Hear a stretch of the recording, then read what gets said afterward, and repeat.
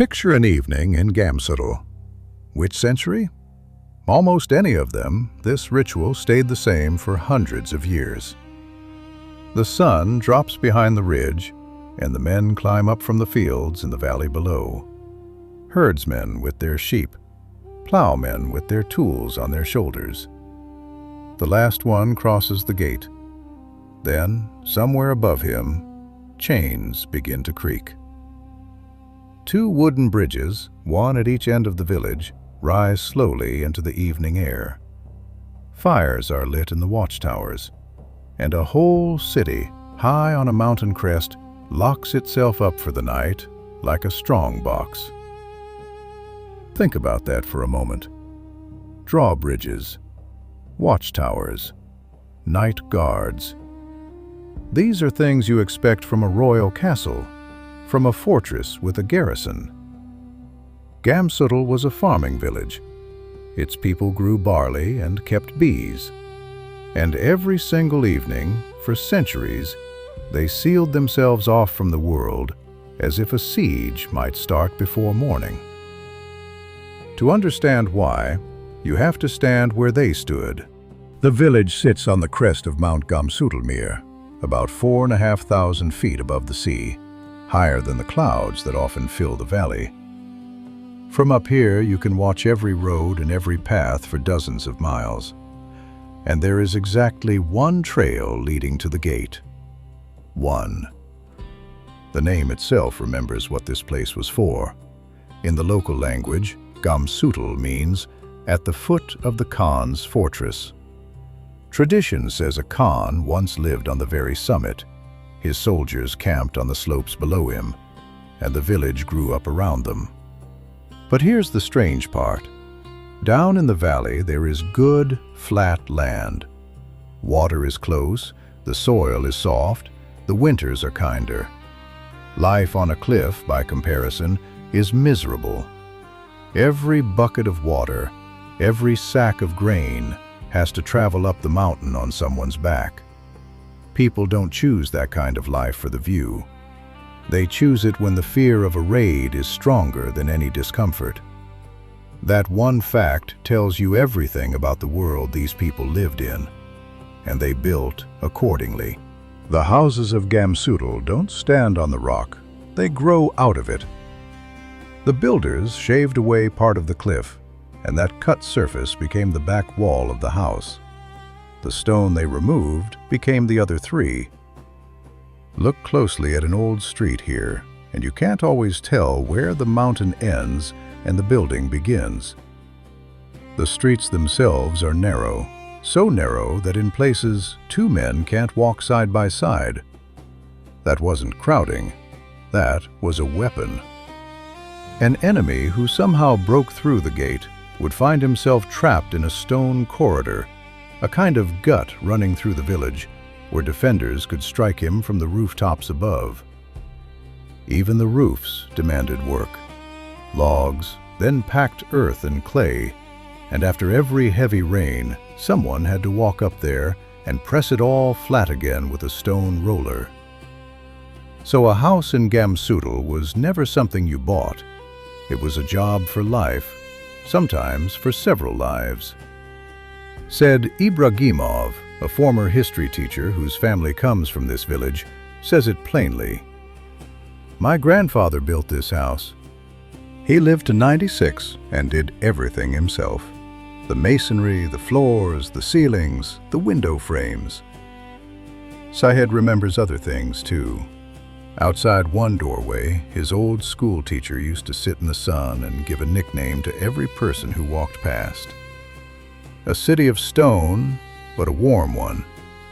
If you've ever walked the walls of a Welsh castle, Harlech, say, or Caernarvon, you know the logic. High ground, one approach, and the ability to shut out the world at sundown. Gamsutl was exactly that. Except here, the castle was also the village, and the garrison was every family in it. Daily life bent around the mountain. There was one spring down below the village, the only one. People called it food water and believed it could heal. Women walked down to it singing, and young brides were sent there on purpose. The climb back, with full jugs, was a kind of test. The ground floor of each house was a pen for animals, and that was clever too, because in winter the cows heated the floors above them. Central heating, on 4 legs. And above every door, the owner carved his name into a stone. A stone registration, your passport and your nameplate, cut once, meant to last forever. There is one more detail, and we'll leave it in the shadows for now. Below the houses, in the rock face, there are dark openings, the mouths of caves. What they were for, you'll learn later in this story.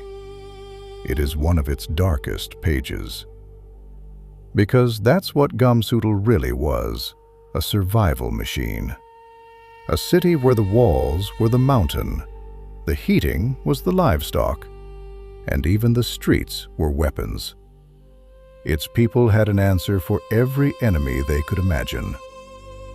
But there was one question even they couldn't answer. How old was their own city?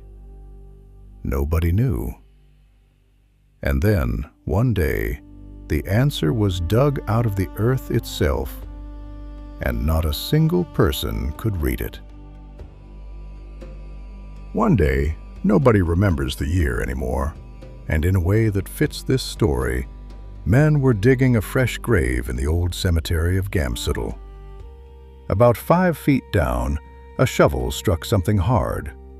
Stone. They cleared the earth away and found a flat slab, and on the slab, lines of carved script. The men bent over it and went quiet. These were people who read Arabic every day of their lives, in their prayers and in their books. Some knew Russian letters too, but the characters on this slab looked like nothing any of them had ever seen. In a village where every family carved its name above its door, a stone had come out of the ground that no one could read. So they did what you do with the mystery in the mountains. They kept it, and they waited. Years later, we can pass over the details. They were ordinary. The slab was taken to archaeologists in Gunib, the district center nearby. The verdict came back, and it was strange. The stone was a tombstone, roughly 1,500 years old. The script was ancient, from a time before Islam ever reached these mountains. And here the story splits in two, because there is another account, told and retold, of a tombstone found in these same surroundings. A stone carved with old Persian script, dated at about 2,000 years. Are these two different stones? Or one stone, whose story changed a little with each retelling, the way stories do? Honestly, nobody can say. What both versions agree on is the part that matters. Long before the world we saw in the last chapter, the mosque, the Arabic prayers, the drawbridges, someone was already living and dying on this mountain, and writing in a language that has since disappeared. But one stone isn't a city's biography. If you want to know how old Gamsutl really is, you have to read the village itself. So let's look at the walls. Above the entrance of the old mosque, there is a stone with a cross carved into it. A Christian cross on a mosque. It isn't a mistake, and it isn't a decoration. The mosque, local memory says, was rebuilt from a church. The builders simply used the stones that were already there. And the memory goes back further still. People here speak of 3 faiths that followed each other on this cliff. First, Zoroastrianism, the ancient Persian religion whose followers prayed before sacred fire. Then Christianity, then Islam. One visitor even claimed to have seen a Star of David carved on one of the doors, though that rests on a single account and no one has confirmed it. Take it or leave it. Either way, the picture is the same. Gamsutl is a layer cake of eras. Each new faith didn't tear down the world of the old one. It built on top of it, stone on stone, the way the houses were built on the mountain. There's a third piece of evidence, and it lies a few miles away near the village of Chok, Gamsutl's closest neighbor. The land around Chok is one of the key archaeological sites of the whole northeastern Caucasus. Digs there have found cultural layers reaching from the Mesolithic, that is, the Middle Stone Age, when people still lived by hunting, all the way up through the Bronze Age, which means people have lived in this valley for many thousands of years. Long before Islam, long before Christianity, long before any Khan and his fortress. So we have an unreadable tombstone, a mosque with a cross over the door, and a valley where humans have lived since the Stone Age. You'd expect that by now some scholar would have put all this together, dug beneath the village, dated the oldest walls, settled the question. It turns out no one ever has. Zaur Tsokolov, the man who first began bringing visitors to Gamsutl, puts it flatly. About the most famous abandoned village in the country, not a single scholarly monograph, not one serious book of research has ever been written. That's why, when you ask how old Gamsutl is, the answers you hear run anywhere from 2,000 years to 5,000. The gap isn't there because the question is hard. It's there because nobody has seriously tried to answer it. So here is where the investigation stands. We don't know how old this city is, and we may never find out, because the oldest witnesses, the stones, speak a language that no longer exists. Germans know what it means when a culture dies without leaving a readable record. The linear A tablets of Crete have defied every attempt to read them for a century, but at least someone tried. Generations of scholars spent their careers on those tablets. The Gamsutl stone hasn't even made it that far, not because it's less interesting, because nobody ever funded the work. Maybe one day someone will. Until then, the age of Gamsutl stays an open file. But here is what we do know, down to the month. Whatever its age, the most terrible autumn in this village's long life came in 1741. That year, into the valley where Gamsutl stands, marched the army of a man his own era called the Terror of the Universe. Now there can be no peace between us. While our minds are sound, we will fight and destroy the invader. Those words were spoken in the autumn of 1741 by Pir Muhammad, the Qadi, that is, the religious judge, of Sigratl, a village a short walk across the valley from Gamsutl. Words like that get said in every war. What makes these different is the man they were addressed to. Pir Muhammad was answering Nadir Shah Afshar, the ruler of Persia. 2 years earlier, Nadir had marched into India and taken Delhi itself, carrying away treasures that included the peacock throne. His own age called him the Terror of the Universe. And a village judge from a mountain valley had just told him, "Come then, and we will destroy you." To understand how it came to this, look at the map. In 1741, Nadir Shah sent into Dagestan an army that sources estimate at up to 100,000 men. His plan went beyond victory.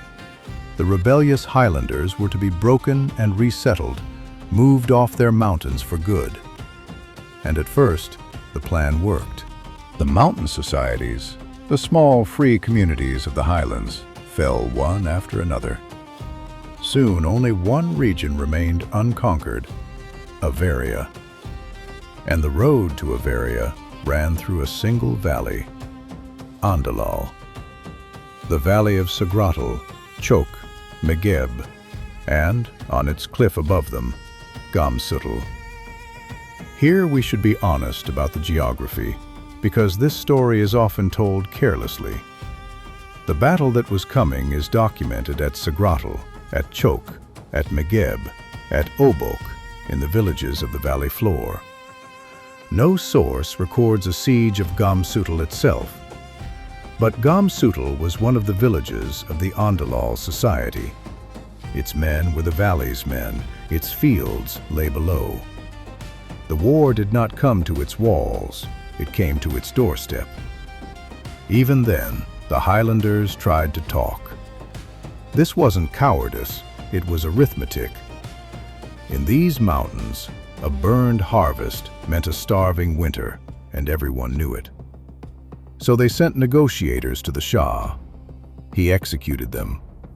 After that, there was nothing left to discuss, and Pir Muhammad's answer was already written.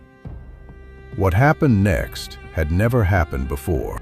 Militias began pouring into Andalal from all over Dagestan, and this was a land where villages carried blood feuds against each other for generations. Now yesterday's sworn enemies stood shoulder to shoulder in the same line. There still weren't enough of them, so the valley cheated. Women and children put on men's clothing to make the defenders look more numerous from a distance. And for roughly 5 days around Sagratl, Chok, and Megeb, the fighting went on. The Shah's army had been built to win on plains, masses of cavalry, wide sweeping attacks. In Andalal, none of that worked. The narrow terraced fields, the gorges, the stone walls of every slope simply would not let the horsemen spread out. The great army was swallowed, piece by piece, by a stone labyrinth. If that sounds familiar, it should.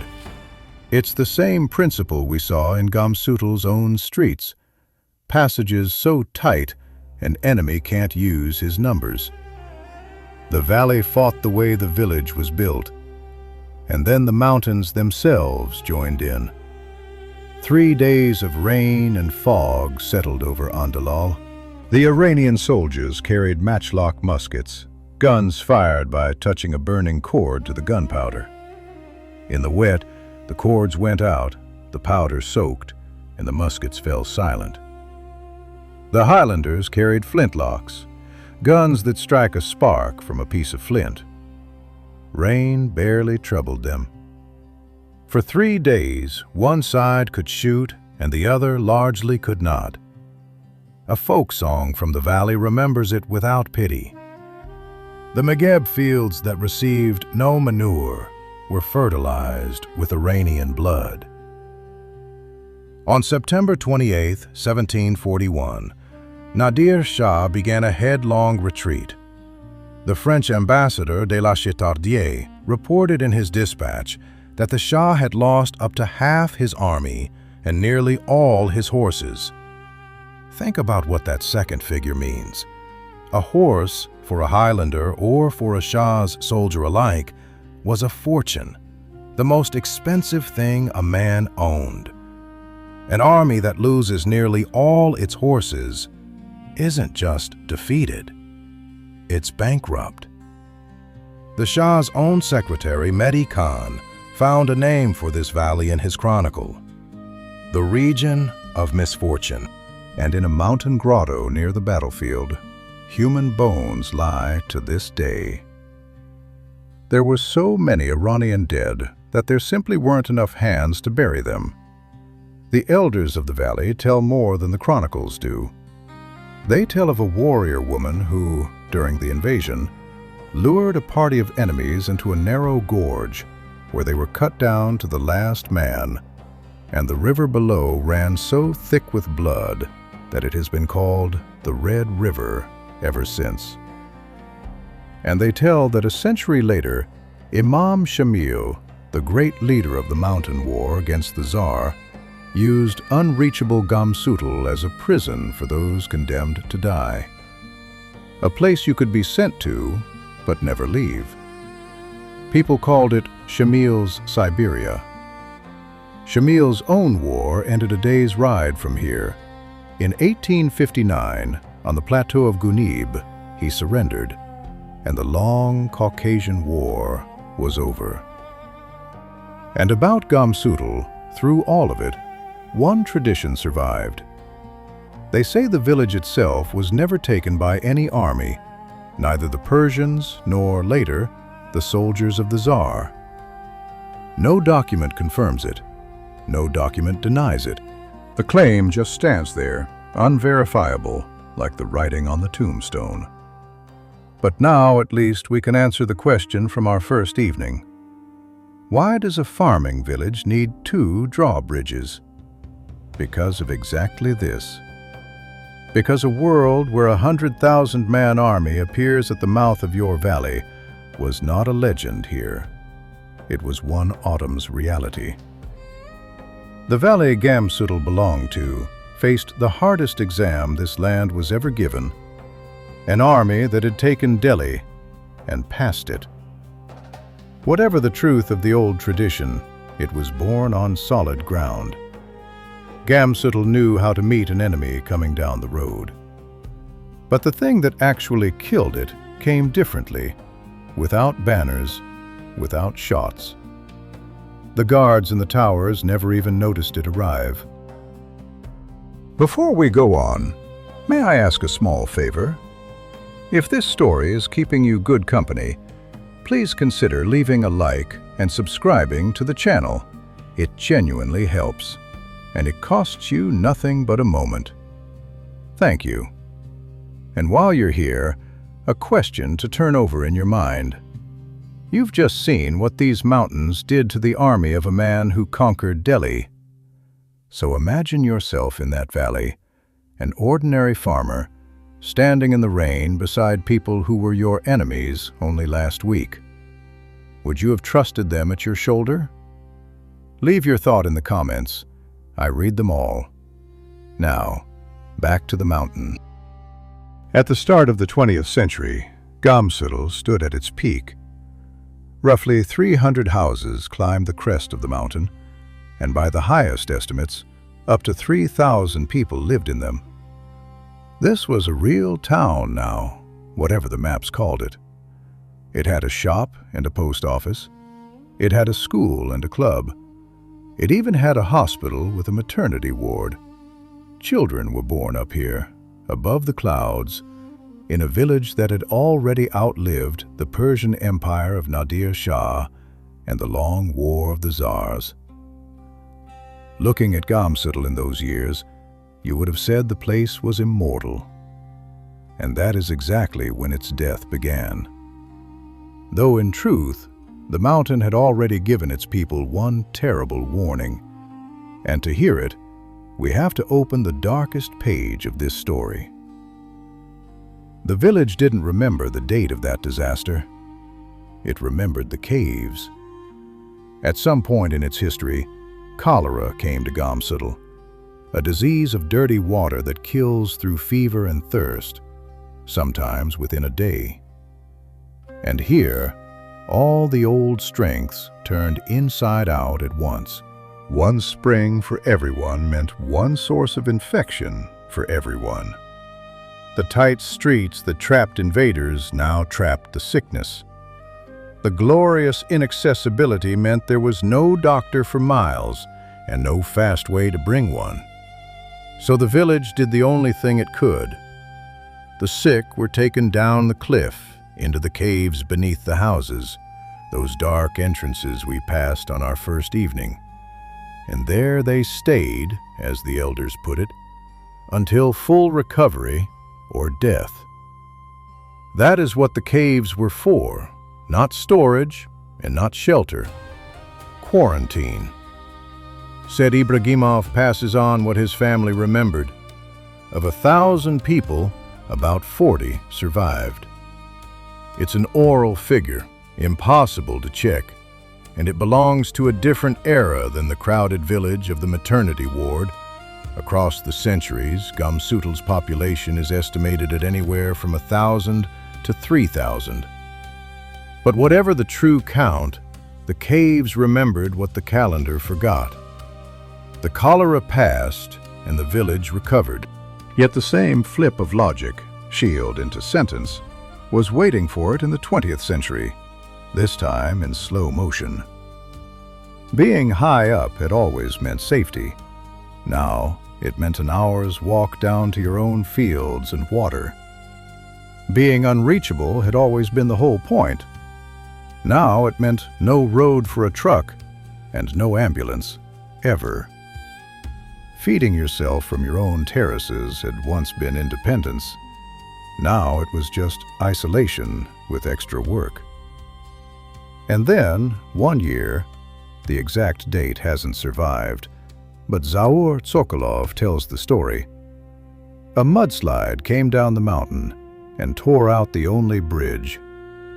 For 2 months, Gamsutl was completely cut off from the world. When the path reopened, many families packed up and never came back. The road that had still reached the village at mid-century quietly shrank into a footpath. Then came the strangest turn of all. In the 1970s, a power line was strung up the mountain to Gamsutl. Electric light, at last, in the ancient stone rooms. You'd expect this to be the village's salvation, the modern world finally arriving. It turns out the opposite was true. This is when Gamsutl began to die in earnest.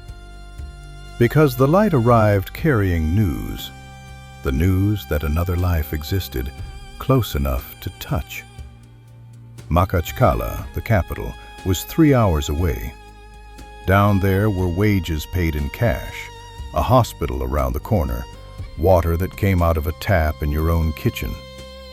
Do the arithmetic the way a young family did. A city job pays money. A terrace on a cliff pays only in what you can grow. Repairing a stone house up here costs more than buying a flat down there. And every single kilogram of the new life, gas canisters, cement, flour, has to be carried up 2 kilometers of mountain on your back or on a donkey. The fortress had no answer to this. There were no raids left to hide from, and you cannot raise a drawbridge against comfort. The numbers tell the rest without mercy. In 1970, about 200 people still lived in Gamsutl. By 2002, 17. By 2010, 10. Nobody expelled them. There was no order, no soldiers, no disaster you could put a name to. People simply left, one by one, locking doors behind them and taking the keys to houses that no one on earth would buy. Among those who had gone even earlier was a young man from a house on the edge of the village, a beekeeper's son named Abdul Jalil. He went farther than most. He went to Siberia. So stand back now and look at the whole arc of it. This village survived cholera. Its valley broke the army of a man who had taken Delhi. Tradition says no force ever carried its walls. And then the world simply walked past it, down in the valley, without banners, without a single shot, and the invincible fortress emptied out on its own. Gamsutl was built against war. What killed it was the price of comfort. The city died because, for the first time in 2,000 years, there was somewhere better to live.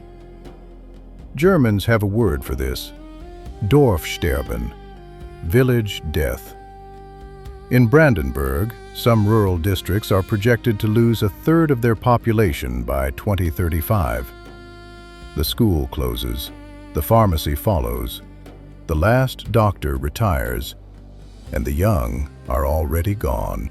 Gamsutl ran the same script, just on a cliff, and a few decades ahead of schedule. The British know a version of it too, the pit villages of County Durham after the mines shut, or the Highland clearances. Except in Gamsutl, there was no landlord forcing anyone out. the people cleared themselves. That's the part that stings. By the late 1980s, the story of Gamsutl seemed finished, a dying village waiting out its last residents. But at that exact moment, 3,000 kilometers away, in the Siberian city of Novokuznetsk, one man heard a question that turned his life around. And that question gave the dying city another quarter century. Novokuznetsk, Siberia, the late 1980s. A coal and steel city, about as far from the mountains of Dagestan as you can get without leaving the country. A Russian acquaintance is talking with a Dagestani worker, and at some point he asks, with honest curiosity, "You have a homeland, so why are you here?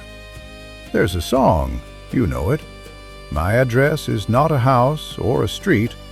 My address is the Soviet Union. That's how we lived. So where's your address?"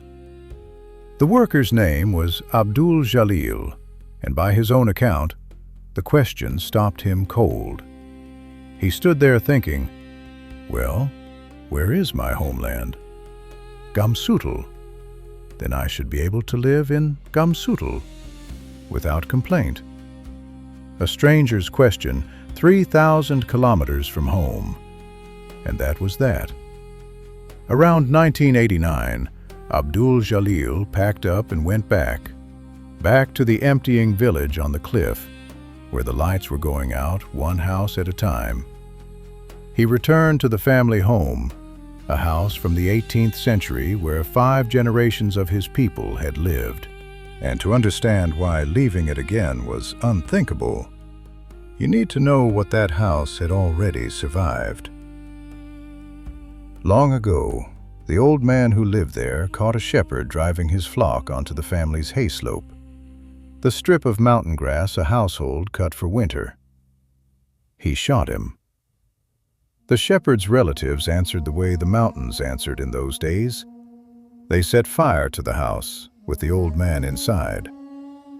What remained was a charred ruin, and that ruin was bought by Abdul Jalil's great-grandfather, Suleiman, who rebuilt the house from scratch, stone by stone. So this was never just a building. 4 generations before him had each, in their own way, fought for it. Walking away would have meant losing an argument they had all already won. The life he came back to was, by any city measure, brutally simple. No gas, no piped water, and soon no electricity either, though an old electric meter stayed on the wall, and he kept it there deliberately, as he said, a reminder that the village once had power. He cooked over firewood. He carried his water up from the spring below the village, the same spring the women once walked to singing. His pension was 5,000 rubles, about $55 a month. His garden fed him, worked the old Highland way. Half the plot rests one year while the other half grows. Then they trade places. And he kept 8 colonies of bees. The honey he never sold, he gave it away, to guests, to relatives, to anyone who climbed up. His rule was absolute. If the bees need something, I drop everything and go to the bees. Now, you might picture a hermit, a silent man on a rock, cut off from everything. The picture would be wrong.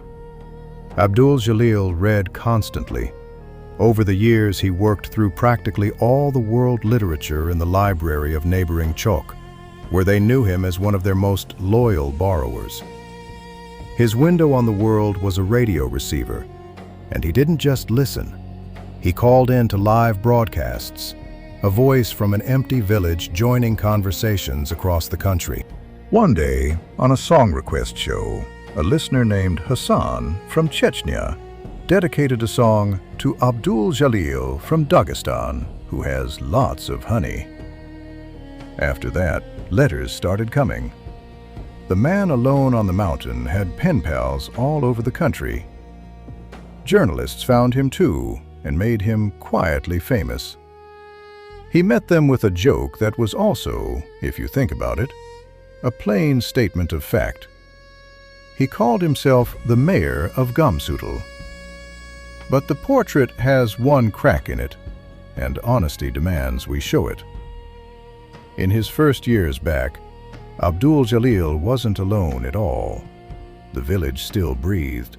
A handful of the old people were holding on.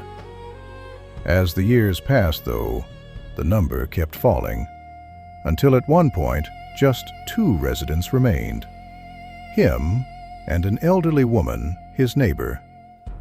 And these last 2 didn't speak.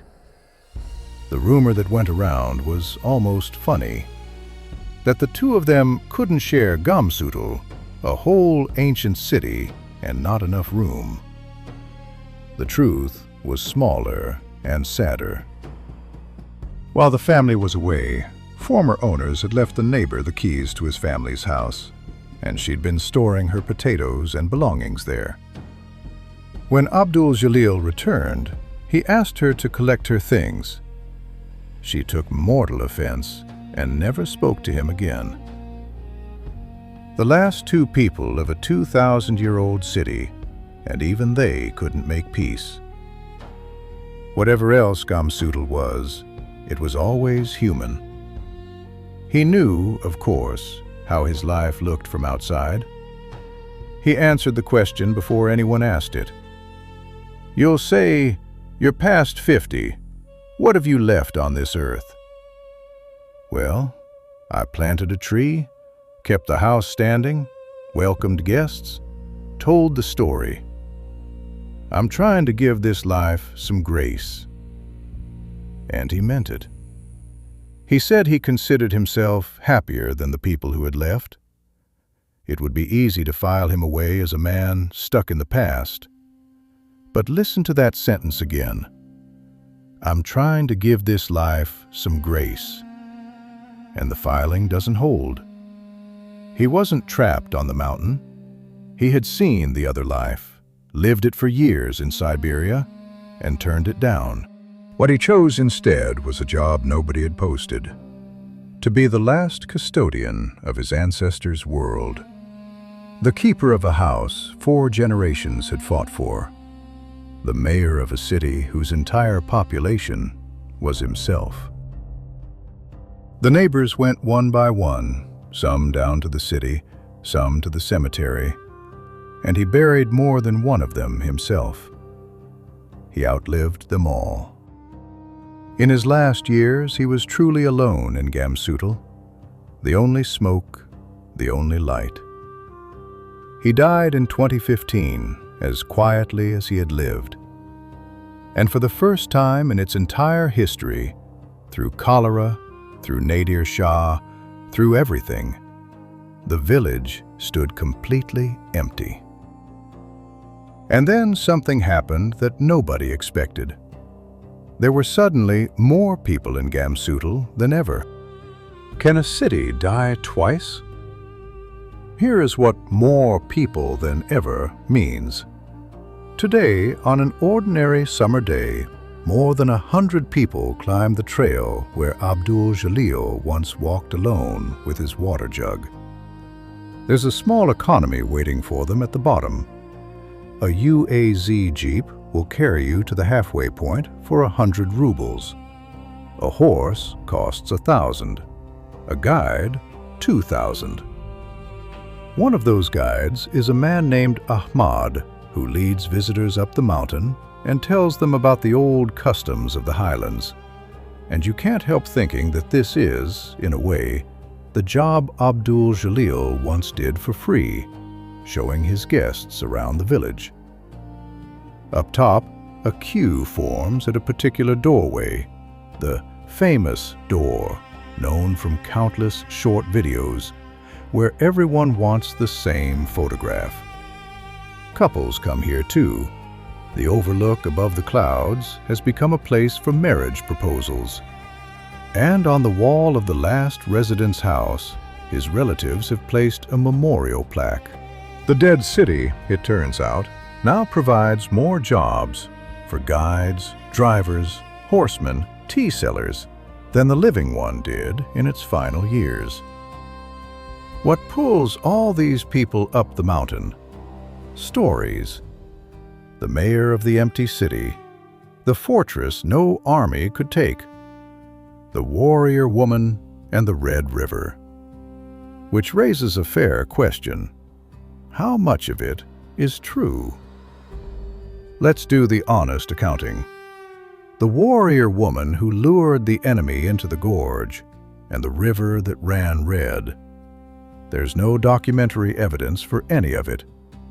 It's a classic origin story for a place name, and the Caucasus has dozens like it. First the river gets a name, then the name gets a legend. Shamil's Siberia, the death row prison on the cliff, exists only in oral retellings.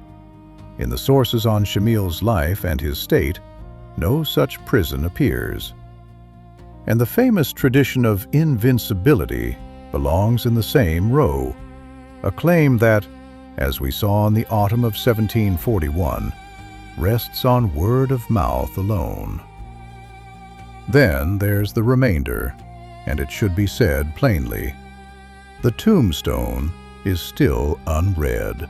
About the Khan who gave the village its name, nothing is known at all, beyond the name of the mountain itself.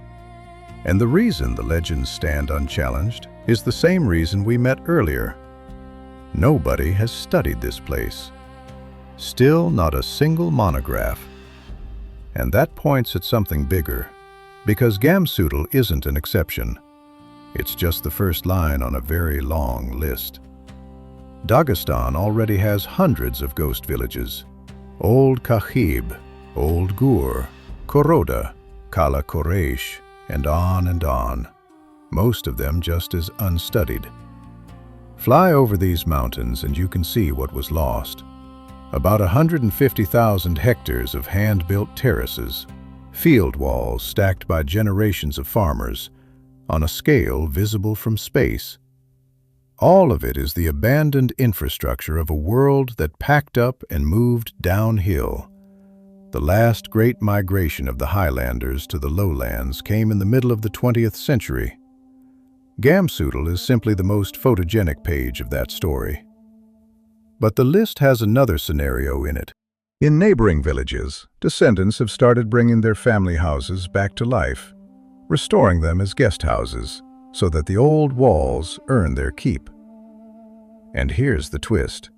The same tourism that is slowly crumbling Gamsutl, people climb on the walls for photos, the name stones above the doorways, the stone passports of the old families, are being stolen by souvenir hunters.